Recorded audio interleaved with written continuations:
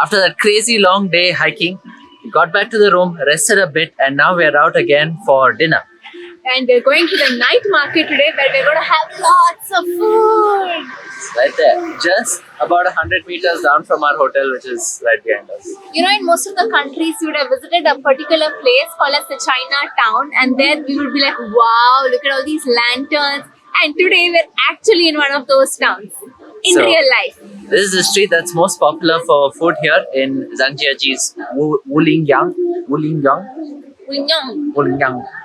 So there's a lot of small stalls. Besides selling fruits, there's also cooked food. At least that's what we see from up here. Plan is to go down and get some yummy food to eat.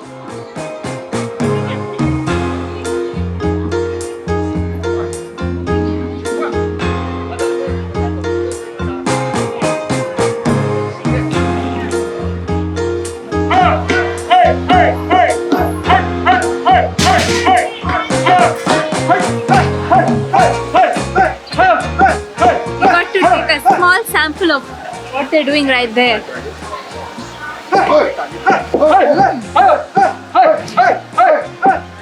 It's actually a sweet dish, but I think it's made with millets. It's super crunchy and super tasty. It's like a dessert. It's nice.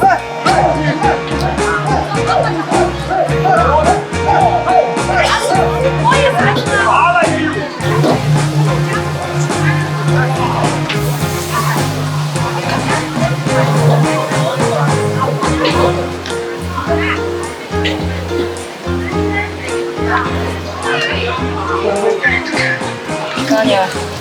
It's okay.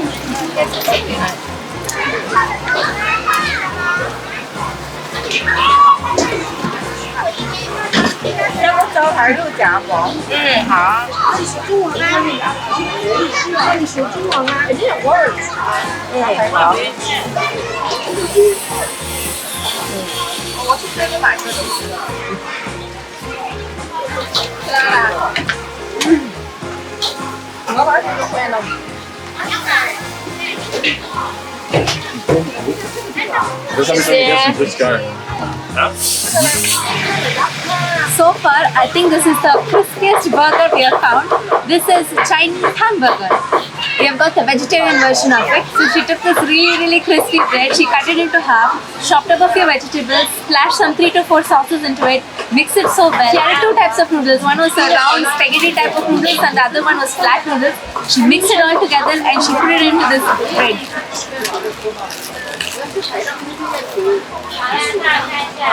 It sounds so crunchy.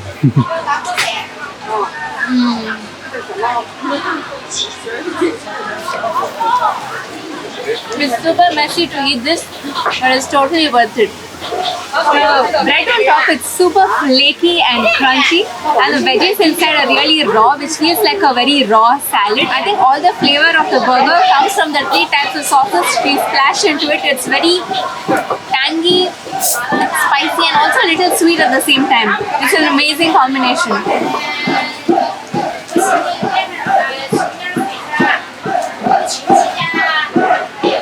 It's actually really good. It's a perfect crossover of veg puffs that we get in India with a large hamburger style burger, like a big one. They actually make it with meat, but for us they made this one vegetarian. It's actually pretty good.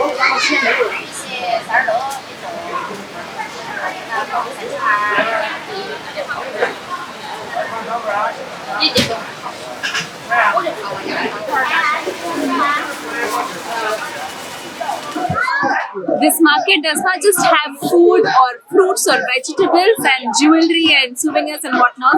It also has a small liquor store. He makes cocktails in a food market. This is the first time we're seeing something like that. So this is what they're serving on the menu.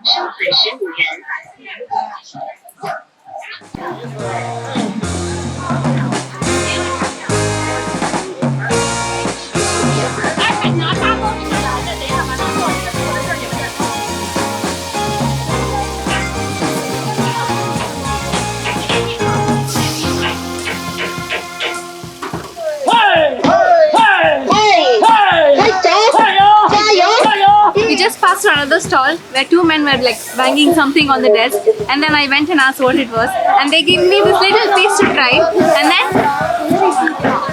I tried it. There's nothing but peanuts and jaggery, which is like the Indian chicky.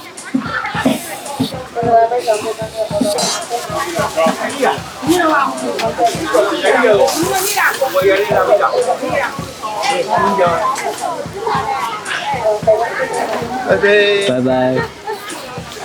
We just found this stall where we saw a very interesting person sitting inside wearing a nice hat. It reminded us of the same people we used to see in Uzbekistan, Tajikistan, basically the Central Asian people. And he was selling naan, the bread.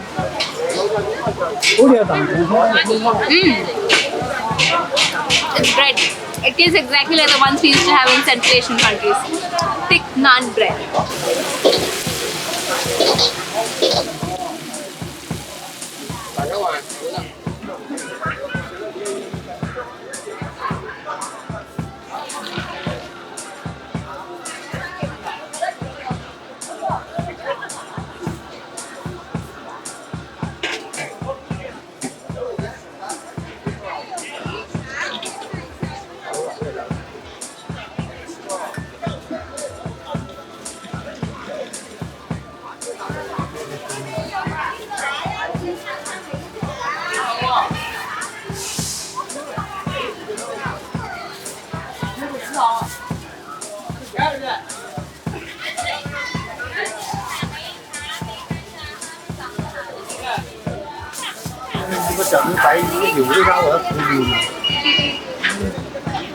It was like a big rice wrap, like a roti, and inside that he stuffed it with tofu, cucumber, carrots, noodles, some potato crispies, lettuce, and he's added lots of sauce. And he mixed it all together and wrapped it and made it like a small wrap. This looks like a just boiled rice wrap. It's like very soft and very delicate to touch.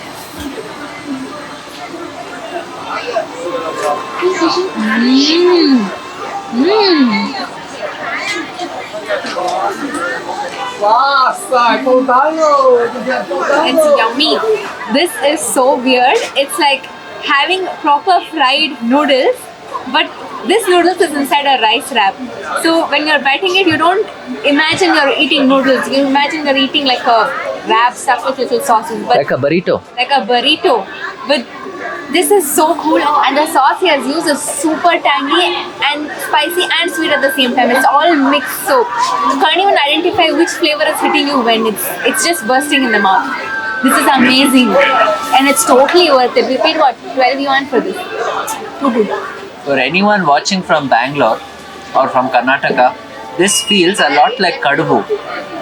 You know the dumpling that we make for Ganesha during Gauri Ganesha festivals.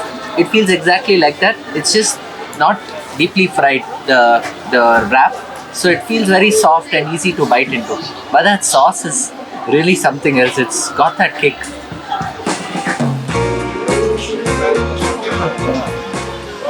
We found a sushi stall and we picked 3 different kinds of sushis. One is with pickled cabbage, and the other one was with ormosia, some kind of a legume here, and then the third one was with egg. It's so difficult for me to find good vegetarian sushi, but look at these, aren't they so cute?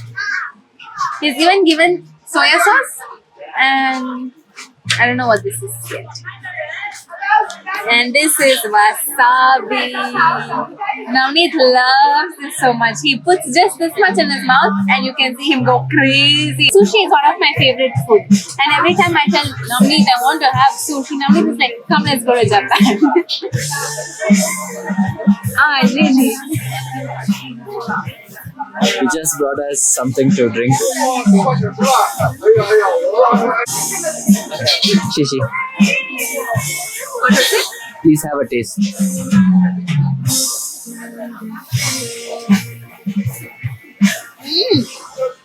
This is the green bean juice. The same one we had in drinking, but this is without sugar. This is like a raw, real version of it. And it looks like this. I didn't know that. It's actually kind of sweet. Not the sugary sweet, the real sweet. So this is the pickled cabbage one.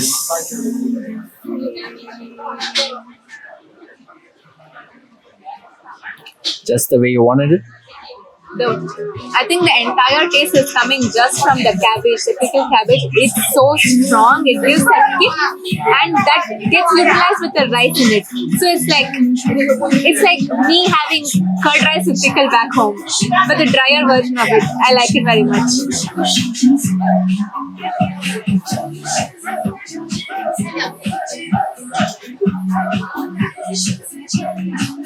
Wasabi. For a moment it drives you crazy, but it's actually very nice.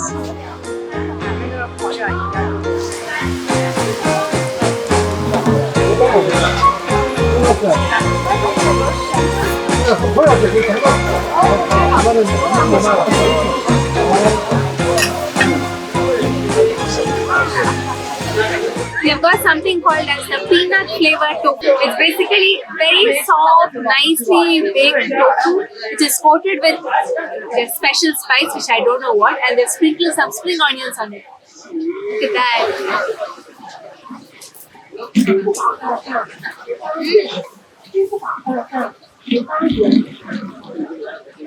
The tofu is actually crispy on the outside, but inside it's super soft.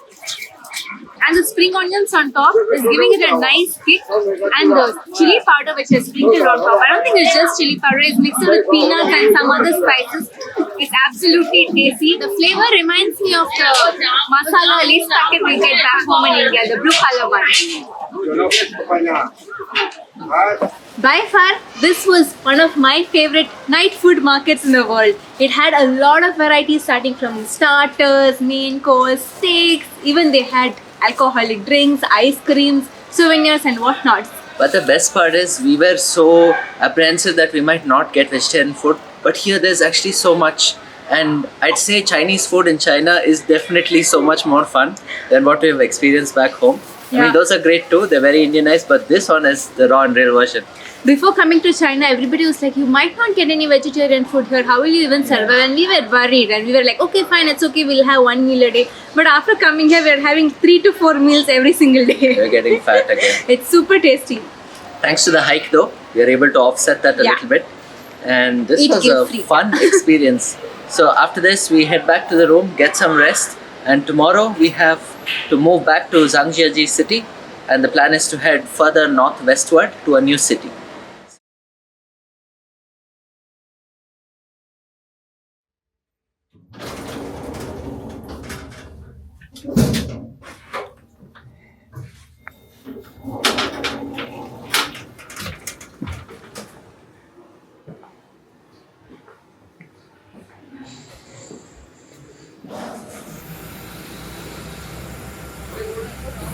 Just picking up some breakfast. We've got 2 round buns and Shish is getting herself a boiled egg. So we've just checked out of the hotel and now we have to make it to Zhangjiajie city, which is about 15 kilometers or 20 kilometers south from here. So we have to either look for a direct bus, so we could go to the train station in the city, buy tickets for tomorrow, or we'll hitchhike, one of the two, depends on what we can find. All set?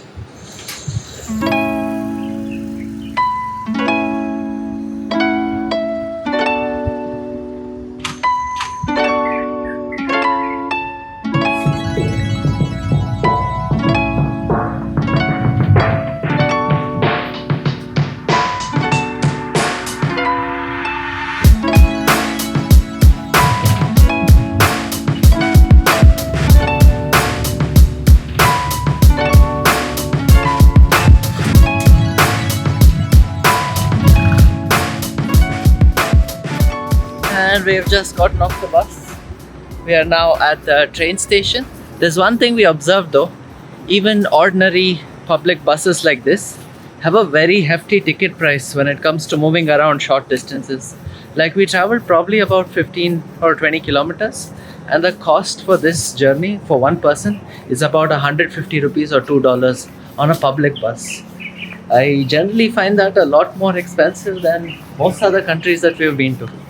So I am not sure if it's because Zhangjiajie is a touristy part of China or if that's how pricing generally seems to be here. So we just picked up our tickets for tomorrow. we could not get any ticket for today, and even the one for tomorrow, the train is fully sold out. So we had to get the last standing tickets. It's the first time we are going to be traveling with standing tickets in China. So basically what this is it's still the cheapest ticket that we would have otherwise got with the seat, but with no marked seat numbers. So if anybody is not sitting in a seat, we can sit there. But I think so far in all the train journeys we have made, I didn't see anybody standing in any of the trains. So I'm thinking that there will be enough empty seats. Hopefully. So we're gonna try on this optimism thing. But otherwise, it's a 6-hour standing train journey. The main reason it's so busy here is because it's one of the most touristy places in all of China. And it's also just at the weekend. So every train is fully booked out. And we should have probably booked this on the day we came here, but we weren't sure how many more days we'd spend. We actually wanted to go visit the Tianmenshan mountain. I don't know if you've seen this ad by Range Rover, where there's this Range Rover electric model that's actually driving up a 999 step staircase, which leads to a hole in the mountain. And it's beautifully, like, it's so magical looking. And that is actually somewhere right here behind this station. You just go a bit further, and that's called Tianmenshan mountain.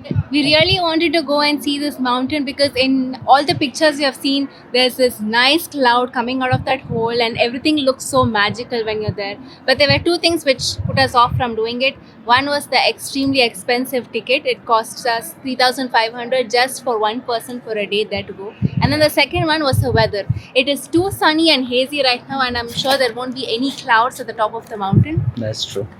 So yeah, maybe another time when we come in the right season. Anyway, China is too big and one visit isn't going to cover much. So we'll have to come back someday eventually. So maybe for that day. Maybe in much colder weather, because we've always been traveling in hot weather in the recent few countries. Anyway, we've booked a hotel room now. It's right across the train station. Because our train is at 5 a.m. in the morning, we thought the closer it is, the better. So we can just get up, check out, and then just walk to the train station tomorrow. So we just have to now get across the main highway, and the hotel is just on the other side. Our hotel is actually in this apartment building. It's so strange. For the first time we have found a hotel which is in one of the apartments. And they have a garden, a play area. I wonder if they have a swimming pool also. I think this one is Tower 21 and we should be in Tower 22 as per this confirmation.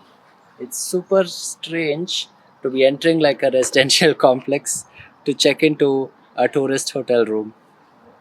It's also a self-check-in, so we don't have the password or the codes to enter. We have no clue what will happen now. Let's go see. In China, wherever we go, we see like power bank stations like this. You can just scan, pay for it and take. And you can return it at any other power bank station.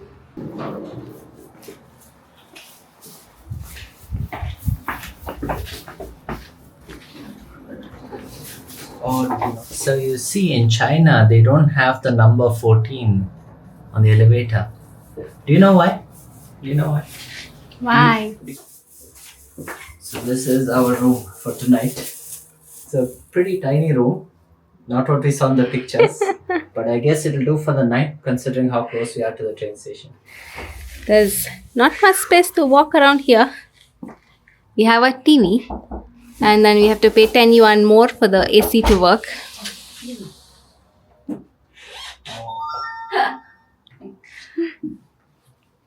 I like this place where I can just sit beside the window and look at the train station.